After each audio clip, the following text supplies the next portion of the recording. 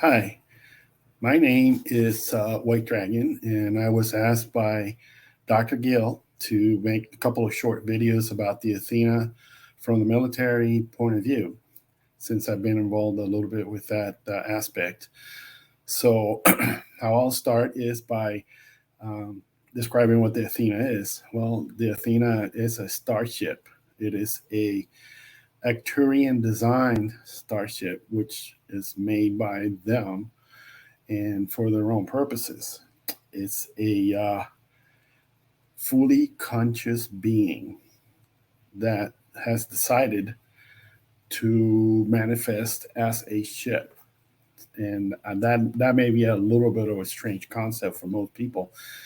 But, if a planet could be a full conscious entity and a moon and a sun and so forth, why not a ship?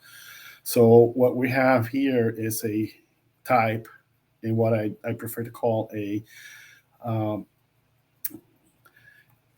a classification of ship called the Athena. All right. So it is also multidimensional. What that means is that the ship itself, since it's a conscious being, can exist in multiple dimensions at the same time. And parts of the ship are above what we call 5D, the fifth dimension. And also, the fifth dimension is where all the crew members reside and operate the ship from.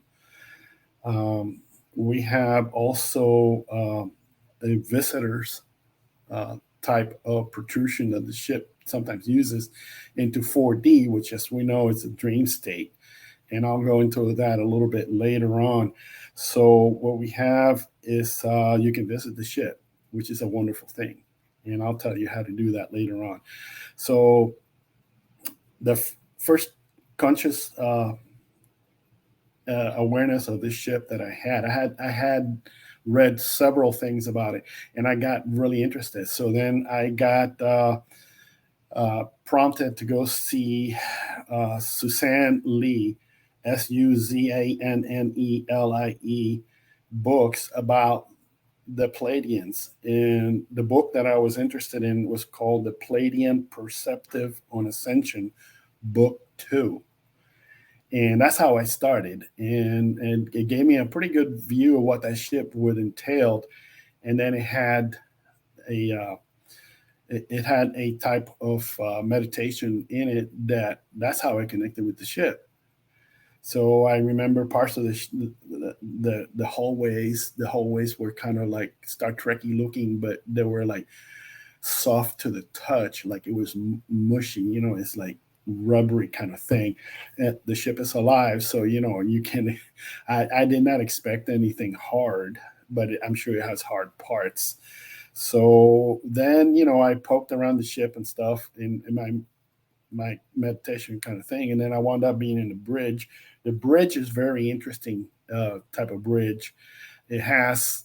It didn't look like a bridge myself. It kind of looked like a lounge, and a lounge with big, comfy chairs to sit in, with a lot of big, giant screens all around it, and it was a very relaxed kind of atmosphere. So that was how I became aware of the ship. But uh, I became aware also that all crew members that are on the ship have a positive implant, and that allows them to communicate with the ship and do all kinds of things for the ship. So I was able to communicate with the ship directly using this kind of implant that I have, and I verified it with Dr. Gale that I do have that.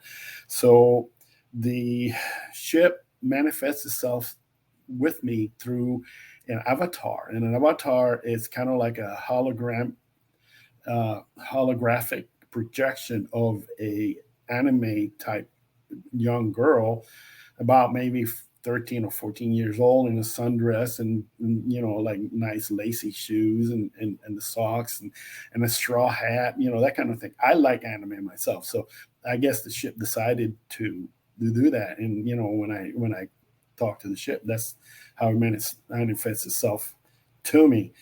um, Now then we come to the Federation And some people call it the Galactic Federation of Planets. And the Galactic Federation of Planets is really a group of planets who have decided to produce an organization for the benefit of all.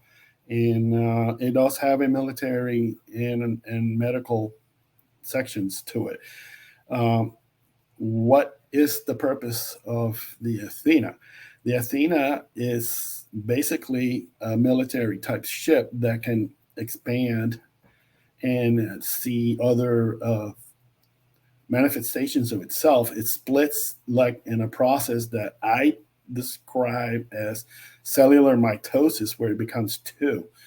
The one remains military and the other one remains medical. And that is very interesting to even see happening.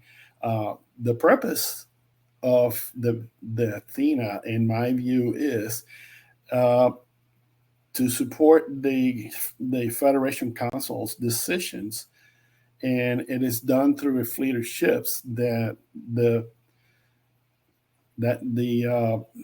Federation has, and the Athena is part of those ships. So uh, then I come to why a military Arcturian ship. The Arcturians are the good guys. They're not supposed to be violent or anything like that, and they're not. Really, they're not. They're very loving and caring and want to help us all out. So when I say the military, it's just for the protection of Gaia, the planet, and the solar system. And what that entails is to make sure that the solar system is not influenced by external forces that which to keep us trapped in 3D and from going from 3D to 5D, which is where we're really headed to. So that is basically the main purpose for the military side of things. It's not really to be aggressive or anything like that. It's to protect our rights to become what we should be becoming as a planet and a solar system. And I would say also that the bad guys are afraid of the Athena because it's a very powerful ship. So some of the functions, it has patrolling functions that it does around the solar system. It does support um, missions. And when some of you in the chat are aware that you're doing missions, and that is a very special thing. Not everybody does that. And in order to do missions, you have to be trained, and you have to want to do it, and you have to do all kinds of, you have to be good enough, you have to be chosen, all kinds of things have to fall right into place. But if you're lucky enough to do missions, and not everybody does, then this ship will support you.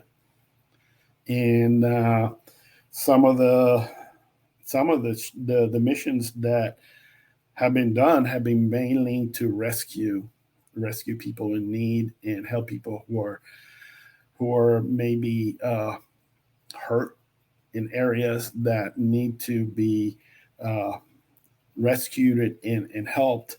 So, and that is basically done by the splitting up of the ship into the medical side. And as far as I know, that Dr. Gill has been involved with the medical side of things for a long time.